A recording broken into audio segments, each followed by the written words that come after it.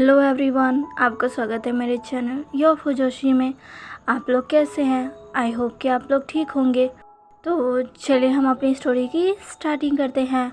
यहाँ से कुछ समय और बीत जाता है। वांग जी की मोम का गुस्सा धीरे धीरे कम होने की जगह और बढ़ रहा था। वो वांग जी को बिल्कुल भी अपने पास नहीं आने देती थी, ना ही उसकी तरफ देखती थी। वो ज़्यादातर अपने रूम में ही रहा करती थी ताकि वो वांग जी को फेस ना करे। वांग जी भी ये बात अच्छे से समझता था, इसलिए वो भी अपनी मॉम के पास नहीं जाता था।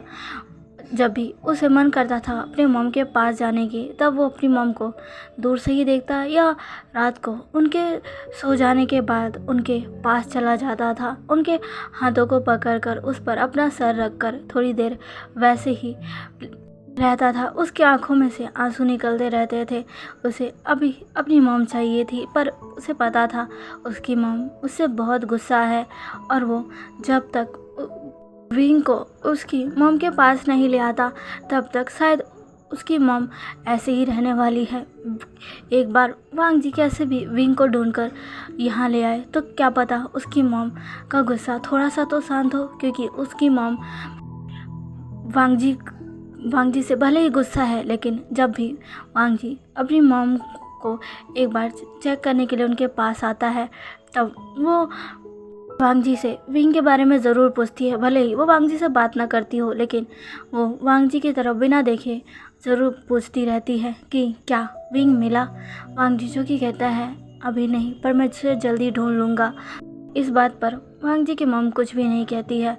वांग जी जो कि अपनी मॉम को देखता है, पर वो जानता है उसकी मॉम कुछ नहीं बोलेगी, इसलिए वो वहाँ से हर बार चला जाता है। आज भी वांग जी अपनी मॉम के रूम में उनके हाथ को पकड़कर उस पर अपना सर रखा हुआ था। थोड़ी देर बाद ही वांग जी चला जाता है, क्योंकि वो अपनी मॉम को जगाना नहीं चाहता था। वो बस थोड़ी देर अपनी मॉम के वार्मनेस को महसूस करना चाहता था। वांग जी के जाने के बाद वांग जी की मॉम अपनी आंखों को खोलती है और उठकर बैठ जाती है। वांग जी को लगता है कि उसकी मॉम को नहीं पता कि वो हर रात अपनी मॉम के वार्मनेस को फील करने के लिए आता है। उनके हाथों को पकड़कर थोड़ी देर वहीं बैठा रहता है। वांग जी की मॉम को ये पता है कि वांग जी आता है, लेकिन उस समय वो कुछ भी नहीं बोलती है। भले ही वो वांग जी से बहुत गुस्सा हो, लेकिन वो वांग जी से प्यार करती है, हाँ, लेकिन वो वांग जी को बिल्कुल भी माफ़ नहीं कर सकती है। ये थोड़ा वक्त ही है जो वांग जी की मॉम वांग जी को देती है, बिना उसे देखे, बिना उससे कुछ कहे, बिना उसको कुछ फील करवाए। वांग जी चुपचाप आता है, अपनी मॉम के हाथों को पकड़कर थोड़ी उनकी वार्मनेस पाकर वहाँ से चला जाता है। वांग जी की मॉम वांग जी के जाने के बाद कहती है, मुझे पता है तुम बहुत पछता रहे हो, पर इस पछतावे का कोई फ़ायदा नहीं है। तुमने उस मासूम की ज़िंदगी बर्बाद कर दी है, और जब तक मैं उसे अपने सामने सही सलामत नहीं देख लेती, शायद तब तक तो मैं तुम्हें माफ़ न करूं। पर ऐसा नहीं है कि उसके मिल जाने के बाद भी मैं तुम्हें माफ़ी दे दूंगी। जब तक वो तुम्हें माफ़ नहीं कर देगा, कोई भी तुम्हें माफ़ नहीं कर सकता। ऐसा कहकर वो दोबारा से लेट जाती है और अपनी आंखों को बंद कर लेती है। अब हमें मॉर्निंग का सीन दिखाया जाता है, जहाँ पर एक पर्सन जो कि बहुत ही ज़्यादा घबराया हुआ सा लग रहा था, उसके चेहरे से पसीना निकल रहा था और वो अपने बेड पर ही इधर उधर ट्विस्ट और टर्न कर रहा था और चिल्ला रहा था, नहीं नहीं, मुझे छोड़ दो, मुझे छोड़ दो, नहीं, प्लीज़ प्लीज़ ऐसा मत करो, नहीं नहीं। वो बहुत ही ज़्यादा डरा हुआ था। उसे वो नाइटमेयर्स बार बार आ रहे थे। उसकी चिल्लाने की आवाज़ सुनकर एक पर्सन उसके रूम में दौड़ा दौड़ा आता है और उसे उठाते हुए कहता है, विंग विंग विंग उठो, विंग उठो, विंग उठ जाओ। अचानक से विंग अपनी आंखों को खोलता है और सामने वाले पर्सन को देखता है। सामने उसकी जजें थी यानली। यानली को देखकर विंग तुरंत ही यानली के गले लग जाता है और रोने लगता है। विंग को ऐसे देखकर यानली के भी आंखों में आंसू आ जाते हैं। वो विंग को हग बैक करती है और उसके पीठ को सहलाते हुए कहती है, शांत हो जाओ, शांत हो जाओ, सब कुछ ठीक है, सब कुछ ठीक है। विंग बस रोता रहता है, वो कुछ भी नहीं बोल रहा था। यानली जो कि बस विंग के पीठ को सहला रही थी, वो विंग को 3 सालों से इसी हालत में देख रही है। विंग की हालत बहुत ख़राब है। अभी भी विंग उन सारी चीज़ों से बाहर नहीं निकल पाया है। थोड़ी देर बाद विंग जब शांत होता है तो यानली उसके फेस को सहलाते हुए कहती है, विंग तुम ठीक हो? विंग जो कि यानली की तरफ बिना देखे हाँ मैं अपना सर हिलाता है। यानली विंग की तरफ देखकर कहती है, चिंता मत करो, सब ठीक हो जाएगा, सब ठीक हो जाएगा विंग। ऐसा कहते हुए वो विंग के बालों को सहलाने लगती है। विंग जो दोबारा यानली को हक कर लेता है और कहता है, मैं दोबारा वहाँ नहीं जाना चाहता। वो फिर आएगा, मुझे ले जाएगा, मुझे नहीं जाना, मुझे बहुत डर लग रहा है, बहुत डर लग रहा है मुझे। विंग की ऐसी हालत को देखकर यानली उसे टाइटली हक कर लेती है और कहती है, नहीं विंग, तुम्हें कोई कुछ नहीं करेगा, तुम्हें कोई यहाँ से नहीं ले जाएगा। अब किसी की इतनी हिम्मत नहीं है कि मेरे विंग को दोबारा से मुझसे दूर कर दे। चिंता मत करो, मैं हूँ ना, तुम्हारी चीज़ें है, तुम्हारे साथ है विंग, शांत हो जाओ, शांत हो जाओ। विंग जो कि अभी भी यानली को कसकर पकड़ा हुआ था, यानली जो कि बहुत ही ज़्यादा घबराई हुई थी। विंग को दोबारा से पैनिक अटैक आने लग गए थे। यानली ने ये नोटिस किया और विंग को तुरंत ही उसकी दवाई दी। विंग से कहा, विंग ये लो अपनी दवाई लो, विंग शांत हो जाओ, शांत हो जाओ। दवाई लेने के बाद विंग थोड़ा शांत होता है। यानली उसे दोबारा से लेटा देती है। विंग लेट जाता है और अपनी आंखों को बंद कर लेता है। यानली जिसकी आंखों में आंसू आ चुके थे, विंग को अपने ब्लैंकेट से कवर करती है और उस रूम से निकल जाती है। उसकी आंखों में आंसू थे। यानली को आज भी याद है 3 साल पहले जब वो अपने भाई विंग की फिक्र में थी, रो रही थी क्योंकि उसके फादर और ब्रदर विंग को लाने गए थे, पर वो विंग को नहीं लाए और जो उन्होंने बताया उससे यानली और दुखी हो गई। उन्होंने कहा कि विंग कहीं जा चुका है और उसके साथ साथ जो हुआ वो जब यानली ने सुना तो वो और शौक में आ गई। यहाँ तक कि उसकी मॉम मैडम यूवी बहुत ही ज़्यादा शौक थी। वो तो विंग की हालत को सुनकर सदमे में आ गई। वो सीधा ही ज़मीन पर गिर गई। यानली ने अपनी मॉम को जाकर संभाला। हाँ मॉम मैडम यूवी बहुत दुखी थी, वो रो रही थी। कुछ दिन तक उनके फैमिली में सन्नाटा सा छाया हुआ था। कोई भी एक दूसरे से बात नहीं कर रहा था क्योंकि सबको विंग की बहुत फिक्र थी। सबका डर था कि पता नहीं कहीं विंग को कुछ हो तो नहीं गया, कहीं उसी वांग जी ने उसे कुछ कर तो नहीं दिया। और अब उसके सामने उन सबके सामने नाटक कर रहा है कि वो कहीं भाग चुका है, विंग कहीं जा चुका है। वो सब बहुत परेशान थे। जान फैमियांग और जियान चंग विंग को ढूंढने की बहुत कोशिश कर रहे थे पर विंग मिल ही नहीं रहा था। वो सब बहुत परेशान थे।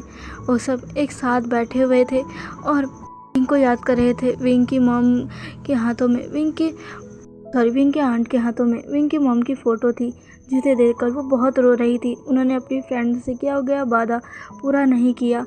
वो विंग का ख्याल नहीं रख पाई और इस बात से वो बहुत दुख में है। तभी उनके लैंडलाइन नंबर पर किसी का कॉल आता है। तभी जियान चैंग कॉल पिक करता है और कहता है हेलो। दूसरी तरफ से कोई इंसान कुछ कहता है। उसके बाद जियान चैंग बहुत ही ज़्यादा शॉक हो जाता है। वो कहता है कहाँ आना है बताओ मुझे। तभी दूसरा पर्सन कुछ और भी कहता है जिसके बाद कहता है हाँ ठीक है मैं जल्दी आ रहा हूँ। तभी सारे फैमिली मेम्बर्स जियान चैंग को ही देखने लगते हैं। जियान चैंग जो कि जल्दी से कॉल रखता है और कहता है डैड हमें जल्दी जाना होगा। तभी जियान फैमियांग कहते हैं कि क्या हुआ जियान चैंग कहता है विंग मिल गया है। अभी किसी का कॉल आया था, उसने कहा था विंग उसके पास है। उसने कहा है कि वो जल्दी से यहाँ आ जाए। विंग की हालत कुछ ठीक नहीं है और उसने कहा है कि वो बहुत सावधानी से आए क्योंकि वांग जी के लोगों की नज़र उन पर है। डैड हमें जल्दी से जाना होगा। तभी यानी कहती है मैं भी जाऊंगी मुझे विंग को देखना है। तभी जियान चैंग कहते हैं जी आप नहीं जा सकते, आप समझिए अगर किसी को भी भनक लगी कि विंग मिल चुका है तो वो विंग को शायद फिर से उस वांग जी के पास ले जाएंगे। यानी कहती मुझे कुछ नहीं पता, मुझे विंग को देखना है। मैडम भी कहती हाँ मुझे भी जाना है। तभी जियान चैंग कहता है आप समझ क्यों नहीं रहे, हम सब एक साथ कैसे जा सकते हैं, अगर हम एक साथ कहीं गए तो उन्हें शक हो जाएगा। तभी जियान फैमा कहते हैं, जियानचंग ऐसा करो, तुम यानली को ले जाओ, वैसे भी वो बहुत परेशान है, कई दिनों से वो कुछ खा पी भी नहीं रही है और हमारी मॉम और मैं यहाँ रहते हैं। तभी मैडम भी कहती है, नहीं नहीं बिल्कुल भी नहीं, मुझे जाना है, आप ये क्या कह रहे हैं।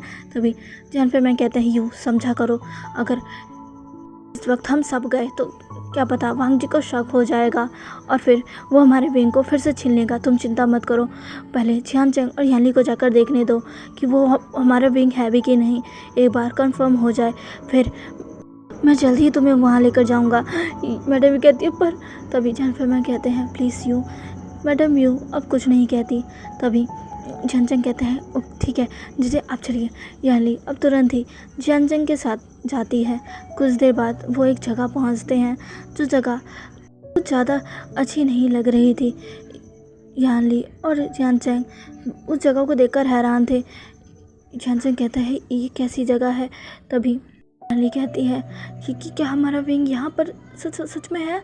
तभी पर्सन आता है और कहता है, फाइनली आप लोग आ गए, अब मेरे पीछे चलिए। जियानचंग कहता है, पहले मुझे बताओ विंग कहाँ है और तुमने उसे यहाँ क्यों रखा है। तभी वो पर्सन कहता है, पहले मेरे साथ चलिए, मैं बाद में आपको सब कुछ बता दूंगा।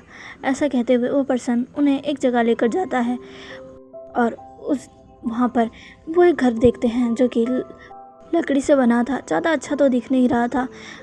जब यानली और जियानचंग जल्दी उस घर के अंदर जाते हैं, जहाँ वो देखते हैं वो शॉक थे, विंग जो कि बहुत ही बुरी हालत में है और वो बेहोश था। उसके पास एक लेडी बैठी थी जो उसे संभाल रही थी। यानली जब विंग को देखती है वो अपना होश खो देती है, वो रोने लग जाती है और सीधा विंग के पास जाकर कहती है, विंग विंग विंग उठो, विंग उठो। लेकिन विंग उठता नहीं है। जियानचंग भी ये देखकर हैरान था, वो भी जल्दी विंग के पास जाता है। विंग की हालत बहुत ख़राब थी, पर फाइनली विंग उन्हें मिल चुका था। उसके बाद उन्होंने तुरंत ही विंग को वहाँ से ले जाकर सीधा कहीं और शिफ्ट कर दिया। उन्होंने ये काम रात में किया था वांग जी की नज़रों से बचकर, क्योंकि उन्हें पता था कि वांग जी को पता चला तो वो फिर से विंग को उनसे छीन सकता है। एक जगह विंग को रखने के बाद उसकी थोड़ी ट्रीटमेंट करवाने के बाद यानली विंग को स्पेन ले आती है। यानली और जियानचंग विंग को यहाँ ले आते हैं, यहाँ पर विंग का और अच्छे से ट्रीटमेंट करवाते हैं। कुछ समय बाद विंग की हालत में सुधार तो आता है, लेकिन अब भी विंग मेंटली रूप से स्टेबल नहीं था। उसे अभी भी बार बार नाइटमेयर्स आते रहते थे। जो भी वांग जी ने उसके साथ किया, जो भी उसके साथ हुआ है, उन सब के नाइटमेयर विंग को आते रहते हैं, जिससे विंग बहुत घबराता है। वो कभी कभी रात को ही चिल्लाकर उठ जाता है। यानली और जियानचंग ने उस समय उसे बहुत संभाला था। कुछ समय के बाद फाइनली मैडम यू भी विंग से मिलने आई थी और वो विंग के साथ काफ़ी समय तक रही थी। उन्होंने विंग को संभाला था। विंग अब पहले की तरह नहीं था, उसने बोलना कम कर दिया था, वो हंसता भी नहीं था, वो अकेला रहता था, खामोश रहने लग गया था और अभी भी उसकी हालत कुछ ऐसी ही थी। वो अभी भी ठीक नहीं हुआ है, उसकी दवाइयाँ अभी भी चल रही हैं। काफ़ी समय तक तो विंग किसी के पास तक नहीं आता था, डरा डरा सा रहता था। अब विंग की हालत में कुछ सुधार आया है, पर अभी भी विंग उतना सही नहीं हुआ है। यानली जो कि नीचे जा रही थी, अभी उसे कोई मिलता है और कहता है, क्या विंग उठ गया। तभी यानली कहती है, हाँ मॉम, विंग उठ चुका है, पर मैंने उसे दोबारा दवाई देकर सुला दिया। तभी मैडम ये कहती है, क्या, पर क्यों। तभी यानली कहती है, उसे फिर से वो नाइटमेयर्स आने लग गए थे और वो फिर से उसकी हालत बिगड़ने लग गई थी मॉम। इसीलिए मैडम यूजो के विंग के लिए खाना लेकर जा रही थी। वो ये सुनती है और वो थोड़ी उदासी हो जाती है और फिर कहती है, ठीक है कोई बात नहीं, मैं बाद में उसे जाकर ये खिला दूँगी। यानली कहती है मैडम यूजो की वहाँ से चली जाती है। यानली देख सकती थी कि मैडम यूजो कितनी दुखी है, कितने समय से वो विंग को खुश रखने की, उसे वापस पहले जैसे करने की कोशिश कर रहे हैं, और विंग की हालत में अभी सुधार नहीं आया है। इधर दूसरी तरफ वांग जी जो कि बहुत गुस्से में था और कह रहा था, आखिर कब कब कब पता चलेगा विंग कहाँ है। तुम लोग क्या कर रहे हो, कितने समय से तुम लोग विंग को ढूंढने में लगे हो, लेकिन तुम अभी भी विंग को ढूंढ नहीं पाए हो। जल्द से जल्द मुझे विंग की खबर चाहिए। अब तुम्हारे पास ज़्यादा वक्त नहीं है। विंग को कहीं से भी ढूंढ कर निकालो, मैं अब और सहन नहीं कर सकता, जल्द से जल्द। ऐसा कहकर वांग जी फ़ोन कट कर देता है। वो बहुत ही ज़्यादा हाइपर हो चुका था, उसकी हालत ख़राब होने लग गई थी। वो जल्दी से अपने डोर में से मेडिसिन निकालता है और ले लेता है। थोड़ी देर बाद वांग जी थोड़ा काम होता है और फिर कहता है, विंग तुम कहाँ हो? तुम जहाँ कहीं भी हो मैं तुम्हें ढूंढ लूँगा और तुम्हें यहाँ वापस लेकर आऊँगा, तुम्हें यहाँ आना ही होगा विंग। ऐसा कहकर वांग जी गुस्से में विंग की तस्वीर की तरफ देखने लगता है, जो कि उसके टेबल पर ही रखी थी। विंग की तस्वीर को देखकर वांग जी कहता है, प्लीज़ विंग वापस आ जाओ, आई प्रॉमिस मैं वो सब करूँगा जो तुम कहोगे। तुम मुझे जो पनिशमेंट देना चाहते हो मैं वो सारी पनिशमेंट लेने के लिए तैयार हूँ। बस तुम वापस आ जाओ विंग, बस तुम वापस आ जाओ, प्लीज़ प्लीज़ विंग। ऐसा कहकर वांग जी उस तस्वीर को पकड़ लेता है। ऐसे ही समय और बीतने लग गया था। इधर वांग जी विंग को ढूंढने में लगा था और उधर यानली, जियान चैंग और बाकी सब विंग को ठीक करने में। विंग जो कि अभी कांच पर बैठा था वो एकदम खामोश था, वो कुछ नहीं कर रहा था। जियान फेमिंग और जियान चैंग भी उससे मिलने आए थे।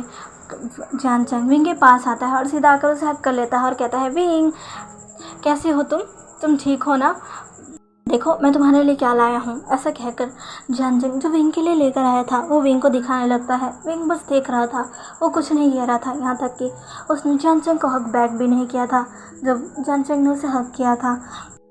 जियान चैंग विंग वो चीज़ निकालता है जो कि वो विंग के लिए लेके आया था। वो कहता है, ये देखो, वो पेंटिंग का सामान था, कुछ ब्रश, पेंट कलर्स, काफ़ी सारी चीज़ें कि पेंट करने में यूज़ होती है। विंग को पेंटिंग करना बहुत पसंद है और विंग काफ़ी अच्छी पेंटिंग भी करता है और ये बात सब जानते हैं। विंग को पेंटिंग से कितना ज़्यादा लगाव है। जियान चैंग कहता है, तुम्हें पसंद है ना पेंटिंग करना, ये लो मैं तुम्हारे लिए बहुत सारे कलर्स लेकर आया हूँ, अब तुम जल्दी से एक अच्छी सी पेंटिंग बनाकर मुझे दिखाओ। विंग तो मुझे दिखाओगे ना? विंग जो कि जियान चैंग की तरफ देखता है, जियान चैंग जो कि स्माइल के साथ विंग की तरफ देख रहा था। विंग जो कि अपना सर नीचे करता है और कहता है, मुझे नहीं करना। ये सुनकर जियान चैंग जिसके चेहरे पर स्माइल थी, अचानक से उसकी स्माइल गायब हो जाती है। वो थोड़ा सा हर्ट तो होता है पर फिर भी वो स्माइल करते हुए कहता है, क्यों विंग तुम्हें तो ये पसंद है ना? विंग कहता है, मुझे नहीं पसंद, मुझे जाना है। ऐसा कहकर विंग वहाँ से जाने लगता है, लेकिन तभी जियान फेमिंग विंग को रोकते हैं और कहते हैं, विंग क्या हुआ? रुक जाओ, देखो तुम्हारा भाई तुम्हारे लिए कितने प्यार से लाया है, तुम्हें ये पसंद नहीं आया कोई बात नहीं, पर रुक जाओ, तुम्हारे भाई को बुरा लगेगा। जियान चैंग जो कि वहीं खड़ा था, विंग अब उसकी तरफ देखता है। उसे देख सकता था कि जियान चैंग कितना बुरा लग रहा है जियान चैंग को। उसके चेहरे की स्माइल पूरी तरीके से गायब हो चुकी है, उसकी आंखें नम हो चुकी है। विंग जो कि अब सीधा खड़ा हो जाता है, अपना सर झुकाकर कहता है, माफ़ कर दो, माफ़ कर दो। तभी जियान चैंग सीधा विंग को हक कर लेकर कहता है, प्लीज़ प्लीज़ ऐसा मत कहो, मैं तुम्हारा भाई हूँ, कोई शैतान नहीं जो तुम्हारी हर गलती पर तुम्हें सजा दूंगा। कोई बात नहीं, तुम्हें ये नहीं करना, तुम्हें ये नहीं लेना, मत लो, तुम्हें यहाँ नहीं रहना, कोई बात नहीं, जाओ अपने रूम में जाओ, आराम करो, पर इस तरह मुझसे माफ़ी मत मांगा करो, मुझे बिल्कुल अच्छा नहीं लगता। जियान चैंग को अच्छी तरीके से पता था विंग ऐसा क्यों करता है। उसे डर लगता है कि वो कोई भी गलती करेगा तो उसे सज़ा मिलेगी, बुरी तरीके से सज़ा मिलेगी, इसलिए विंग ऐसी हरकतें करता है। कई बार तो वो नीचे ज़मीन पर झुक जाता है और ज़ोर ज़ोर से अपना सर झुकाकर माफ़ी मांगने लगता है, जिसे देखकर कई बार तो मैडम यो भी शौक में थी, क्योंकि विंग बहुत ही ज़्यादा नॉटी किस्म का बच्चा था, जो कि कुछ गलती भी करता था तो कहता था, मैंने नहीं किया, मेरी ये गलती नहीं है, और ऐसा कहकर वो सीधा वहाँ से भाग जाया करता था। वो जो अपनी गलती नहीं माना करता था, वो छोटी छोटी चीज़ें हो जाने पर माफ़ी मांगने लगता था, काफ़ी डर जाया करता था। अभी विंग थोड़ा ठीक तो हुआ है, लेकिन अभी भी उसके अंदर डर है। जियान चैंग विंग को कंसोल करता कहता है, कोई बात नहीं, जाओ, कुछ ही देर में तुम्हारी डॉक्टर भी आएंगी और तुम चिंता मत करो, कोई भी तुम्हें कुछ नहीं बोलेगा। विंग जो कि जियान चैंग की तरफ देखकर कहता है, सच में गग्गा कोई मुझे कुछ नहीं कहेगा ना? तभी जियान चैंग कहता है, नहीं विंग, तुम्हें हमने कभी कुछ कहा है? कोई तुम्हें कुछ नहीं कहेगा। जीजे इसे बताओ, कोई किसी कुछ नहीं कहेगा। यानली आती है और कहती है, हाँ विंग, कोई तुम्हें कुछ नहीं कहेगा, घबराओ मत, ठीक है? तो तुम जाओ, तुम्हें जाना है ना, जाओ, तुम्हें जो करना है जाओ। जाने लगता है, लेकिन तभी वो मुड़ता है और कहता है, क्या वो आंट नहीं आएंगी? तभी यानली कहती है, वो हाँ, मैंने उनसे बात की थी, वो जल्दी ही तुमसे मिलने आएंगी। तुम्हें पता है ना वो तुमसे प्यार करती है और वो जल्दी ही आएंगी। विंग कहता है तभी मैडम कहती है मैं इसे छोड़ कर आती हूँ, विंग तुम मेरे साथ चलो। विंग बस नोट करता है और मैडम के साथ वहाँ से चला जाता है। उस विंग के जाते ही अब जानचंग की आंखों में आंसू आ चुके थे, वो मुड़ चुका था। याली जानचंग को देखती है और उसके पीठ को सहलाते हुए कहती है चिंता मत करो जानचंग, हमारा विंग पहले जैसा हो जाएगा, वो ठीक हो जाएगा, वो तुम्हारे साथ पहले जैसा ही बिहेव करेगा, तुम्हारे साथ खेलेगा। जानचंग जिसकी आंखों में आंसू थे वो याली की तरफ देखता है और कहता है कब जेजे कब जेजे कि 3 साल हो चुके हैं, 3 साल में उसके अंदर कोई भी बदलाव नहीं आया। हाँ वो पहले की ज़्यादा तो नहीं डर रहा, पर अभी भी उसके अंदर डर है कि कहीं वो कुछ करेगा और फिर मैं उसे सज़ा दूंगा। मैं कोई जल्लाद हूँ, मैं उसका भाई हूँ, मैं उसके साथ कुछ क्यों करूँगा, मैं वो वांगजी थोड़ी ना हूँ। तभी याली कहती है जानती हो जानचंग, पर तुम जानते हो ना उस हैवान ने हमारे विंग के साथ जो किया है, उसकी वजह से विंग कितना ज़्यादा डरता है हर चीज़ों से, वो अभी तक ठीक नहीं हो पाया है।